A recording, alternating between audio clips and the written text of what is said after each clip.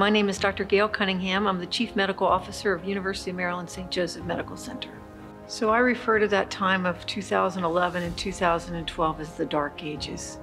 In my 33 years here at St. Joe's, I don't recall a time when things were more dire. The medical staff was extremely frustrated with our previous owners. We'd seen the loss of many physicians who just couldn't tolerate the circumstances in which they were being asked to work.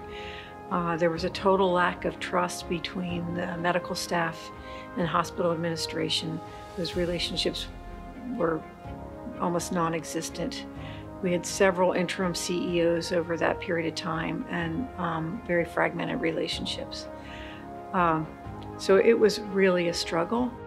My name is Monsignor Bruce Jarbo. I serve as pastor of St. Anne Catholic Church in Hagerstown and have served on the University of Maryland St. Joseph Medical Center Operating Board and chaired its Quality Committee. Well, as I remember those days when the transition was underway, there was a lot that was not known. And would the organization continue to survive? Would it thrive in the way that we all wanted it to do?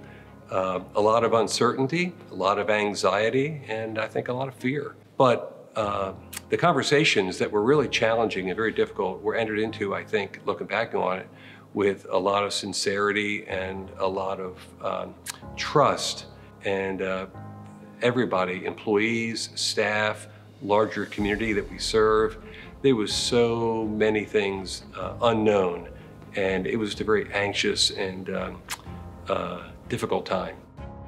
I'm Steve Birch, and I was at one point the chairman of the board of the University of Maryland Medical System, and I was chair during the time that we were in the process of acquiring St. Joseph Hospital, before, during, and after. The overall mood of the board was very positive towards acquiring St. Joseph's. I mean, it was a hospital that we frankly never expected that we'd be able to buy. Through the circumstances that occurred at the hospital at the time, all of a sudden, CHI was willing to sell it. And there was very little opposition to acquiring the hospital.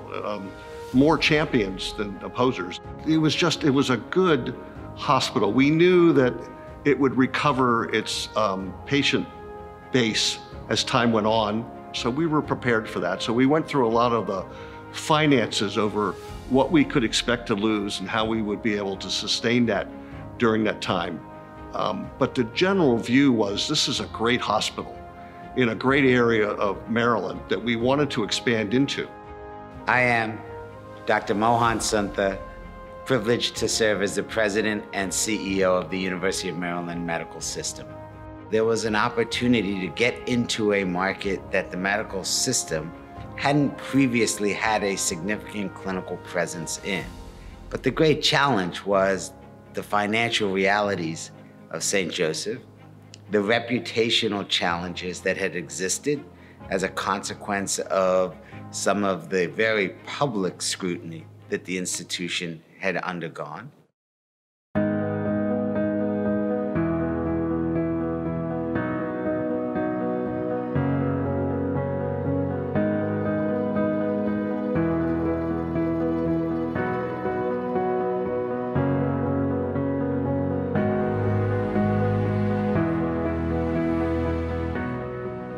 My name is Ed Gillis, and I practice law in Towson, and I was on the St. Joseph Medical Center board and then on the University of Maryland St. Joseph Medical Center board. So I was on the St. Joseph board, part of CHI, at the time when it was decided that CHI was going to sell the hospital. And so the board, and I was the chair then, had the task of seeking bids, really, to purchase St. Joseph. And it was really a CHI-driven process because they were the ones that were selling the hospital. But the board gave good local guidance to what was going on. So there was a lot of concern about the future of St. Joseph, its role in the community. There was a lot of concern about making certain that the medical staff here stayed as part of the hospital and was active and participated in the decision making. My name is Frank Kelly. And I had the unique privilege of being the very first chairman of the University of Maryland St. Joseph's Board. And then I was on the University of Maryland Medical System Board since its creation in 1984. So I was, at the time of 2012, I was on that board over 30 years. And I chaired the committee that handled all the acquisitions. And St. Joe's was having some real challenges. I read about it and it made my heart ache because I knew St. Joe's was better than what I was reading. And I also knew that St. Joe's could be a great asset to the University of Maryland Medical System. So I immediately set my sights. I talked to Steve Birch, who's our board chair, and I said, Steve, I'd like to go out and see if we can acquire St. Joe's. So the initial, a lot of questions on our board. They're losing a lot of money, can we afford to do it? And I told them, I said, I'm gonna guarantee you right now, St. Joe's Hospital will be the #1 hospital in the system once we acquire it. It won't happen initially, but I know the culture out there, and I know the people out there, and I know how unique it is. I'm familiar with its Catholic traditions, and I believe we can turn it around, and it's not gonna be a heavy lift. So as I got engaged in the conversation regarding the potential acquisition of then St. Joseph Medical Center by the University of Maryland Medical System, I began to spend more time here at St. Joseph Medical Center. Very specifically, I spent time with the physician community and got to know the administrative team that was here at St. Joe's. And immediately, all of us were struck by what we described as the unique culture of St. Joseph Medical Center. That culture was a culture of compassion, and you felt it as you walked in the organization. This is an organization that had been through incredibly challenging times, but those that had chosen to remain here at St. Joseph Medical Center had voted with their feet to be part of the solution. And that was immediately understood by the entire leadership team that was at the medical system at the time. The people that stayed, the medical staff who stayed, were deeply committed to St. Joe's. They knew that we were part of a precious, precious institution that had so much to offer, and they were willing to band together and fight for the lasting legacy of St. Joe's.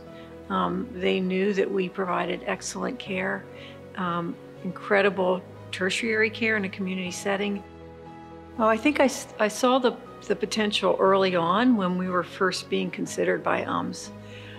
It made the most sense. You know, previously St. Joe's had been owned by out-of-state organizations, and that just didn't really work. They didn't understand healthcare in Maryland, how healthcare was reimbursed, how we functioned. So having a local owner was really important.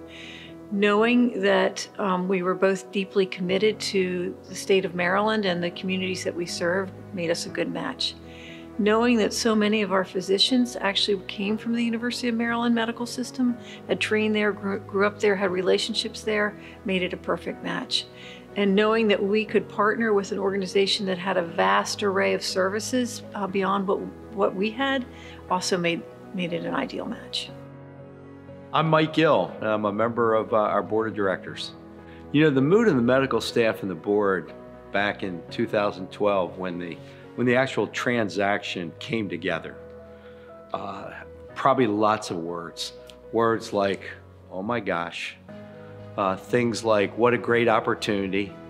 Things like new market opportunities for UMMS, being in this wonderful geography.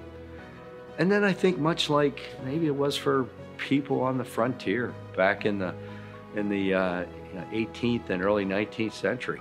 You know, we're in our wagons, we got all of our people, and we're heading west. We don't know what to expect, but therein lies the excitement of the journey, is not knowing what to expect.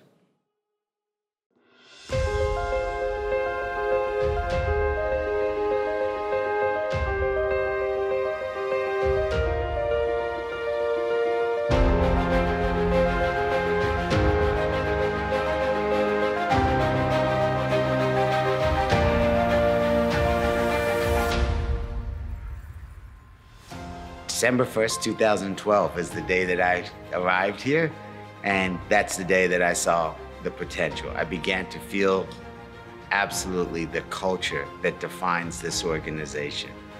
I think the work of rebuilding trust, rebuilding reputation, and leveraging the fundamental strengths of this organization. But as we began to see the community respond, as we began to grow the programs that have for quite a while differentiated St. Joe's in a healthcare marketplace, as we saw the patients returning, as we saw the quality of care be recognized externally, we knew we were on the right path. But the first few years were dramatically stressful as a consequence of the financial realities that came with that growth. They said, Mo, I'm a belly-to-belly guy, okay? So we go out there, we're going belly-to-belly to people. What do you mean? I said, we'll walk in the halls, we're gonna talk to everybody, we're gonna meet with every unit of that hospital, because they're scared, and they've taken a lot of crap that is undeserved. And we want to reassure them that it's not going to happen anymore. And we're going to turn it around, you and I. And we're going to do it together. And they're going to see us walk in these halls. And then once that initial, I'm going to get the heck out of your way and let you run it, because you know what you're doing. Everything kept me up at night the first 2 years. I think the challenges were significant. Rebuilding reputation, establishing a relationship with the Archdiocese, the commitment the medical system made in the acquisition process from Catholic Health Initiatives to the University of Maryland Medical System was a commitment to keep this organization as a faith-based organization. And that commitment meant that the relationship for the medical system, a secular health system, had to be forged with the Archdiocese of Baltimore. We're incredibly blessed that Archbishop Lurie, new to the Archdiocese at the time, went as far as committing to the relationship with the medical system for the benefit of being able to continue a faith-based approach to healthcare delivery here at St. Joe's. And that, I think, was a significant step forward for us. The reputation of St. Joe's in the state was always very strong, and we didn't want to do anything to challenge that. It was also, by the way, the first institution, I think the only one we ever acquired, that had a faith-based entity. Fortunately for us, one of our board members, Senator Kelly, was very close to the Archdiocese, and he assured the Archdiocese that Maryland would respect that faith-based and would do nothing to interfere with that. It's a somewhat unique arrangement for a faith-based organization, an explicitly Catholic healthcare organization, to have this partnership with a secular institution. In a sense, the mission of what this organization is all about really is driven from here. And the spiritual core, the spiritual root of why we exist as a healthcare organization, the mission that we inherited from the Sisters of St. Francis and their charism that continues through the organization's life today. We knew St. Joe's. St. Joseph's, the Sisters of St. Francis, we go back to the 19th century and what they achieved, and coming here to this campus, I think somewhere in the early 60s, this campus came together. I mean, so we knew what was here, we knew its strengths, but what we learned once we got here is that the brand called St. Joseph's Hospital had definitely been tarnished, but it hadn't been broken. My name is Jack Palmer, and I'm a past operating board member and foundation board member at St. Joe's Medical Center. I'd say the financial resources of the system gave St. Joe's Medical Center the time to work out their issues, bigger network, better financial backing. Other than that, I think St. Joe's brought as much to the table as University of Maryland did. When you go to the hospital, everybody assumes that everything is the same, every hospital is the same. That's not really true. And that's another great piece of why joining the system was good for St. Joe's. There's so many specialists inside of the university system that when you're here and you do have complications, there's always somebody somewhere that can answer that question of why. why is this happening to you? So To me, it was a great envelope to pull together. This was such a much better acquisition for us than any other possible hospital in the county. And as any standalone urgent type care facilities that we even have now, but would have had, just would never have compared. St. Joseph's is more than just a neighborhood hospital. It does a lot more than just treat typical medical needs. I mean, it's got an incredible cancer center, cardiac center, orthopedic. I mean, it's a first-class hospital. It was a great hospital as a standalone, and it really added to our presence and our quality as a medical system in the state of Maryland. My name is Ray Dow. I'm chair of the foundation here at the University of Maryland St. Joseph Medical Center. St. Joseph Medical Center is a special place. When you walk through the halls and through here, the staff that works here, the first responders, the nurses, the doctors, the people that do the maintenance, etc. Everyone has a special feeling about them. It's a friendly environment. It's a community. They're just not at work. It's a place to go to work. We're all here, whether it's from the patients to the doctors to the staff. We all work together to make life better and healthy for everyone in the community.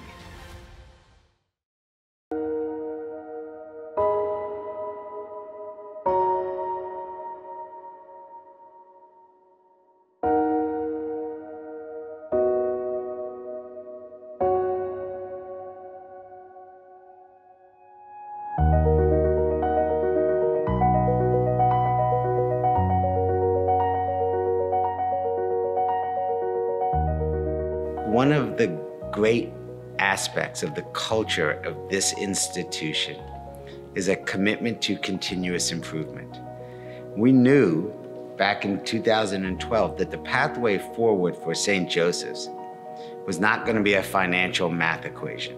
It was going to be rooted in the way we deliver care and the outcomes we get and the commitment we have to serve our community. Well, I think like most healthcare organizations, the quality committee in some way, shape, or form has always been a part of the hospital. But from the transition point and moving forward, the hospital has embraced an even more intentional and strenuous effort to advance the quality initiative and recognizing that the ultimate goal is to provide our services with zero harm. That's the goal. And to keep achieving closer and closer to that is a journey that has been underway for a while and will continue forever moving forward. Knowing that St. Joe's is a very high quality hospital, and yet knowing that we were still having harm events occur in our hospital, as they do in all hospitals across the nation and around the world, we wanted to say, no, not on our watch anymore. We're not going to allow this. We have to do better. People come to us with needs. We can't cause harm. The Holy Spirit is revealed here at St. Joe's every day because of the people who are here. And that's gone on for generations and generations. It is filled with kind, loving, caring, committed people. And you can walk down any hallway and you know it. You know it by the eye contact. You know it by somebody stopping to help somebody else.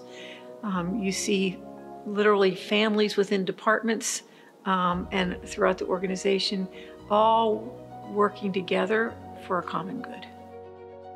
I think the genuine spiritual mission, the faith-based mission of reverent service and compassionate care just permeates the culture. There's a genuine sense of core values that are lived out and manifested. Respect for individuals, integrity in the exercise of responsibilities, compassion for the needs of those around you, excellence in delivering service, and stewardship of the resources that are entrusted to us for the common good. Those values just are lived and breathed day in, day out. And the cumulative effect of that creates an environment that is noticeably different and clearly spiritual, where God's Spirit is very much at work. What am I proud of relative to my role and looking out to the future and the opportunities we have ahead of us. I'm a team guy. I love the concept of team. Delivering world-class patient care in an efficient and effective and thoughtful way is a team sport. This is an incredible healthcare resource for the community that we serve. And we had a vision that said we wanted to return St. Joseph's to the community and grow the community which this institution serves. And so that vision is alive and well today and continues to expand. One of the absolute opportunities that we have today as we think about the entire medical system is to redefine the role St. Joseph's Medical Center plays within the larger construct of the University of Maryland medical system. We are an academic medical system, which means we have the responsibility of providing highest quality, leading edge clinical care in a compassionate way. We also have the responsibility of educating the future healthcare workforce of our communities, and we have the responsibility of innovation. When you think about those three responsibilities, we absolutely have a vision for St. Joe's to continue to evolve its role within the health system as a consequence of the culture and the resources and the incredible quality of the staff and the medical community here. I would like to see my greatest wish for St. Joe's moving forward to continue the legacy that we have here of loving service and compassionate care. This community deserves it, and that's my greatest wish, that people would, when they think of heart, of cancer, of mother-baby, or orthopedics, immediately you think of St. Joe's Medical Center, and that's where I want to be. The future of St. Joe's is in the hands of God, and He will protect it as He has for the past 158 years and continue it into the next 158 years. As long as we keep Him first, great future.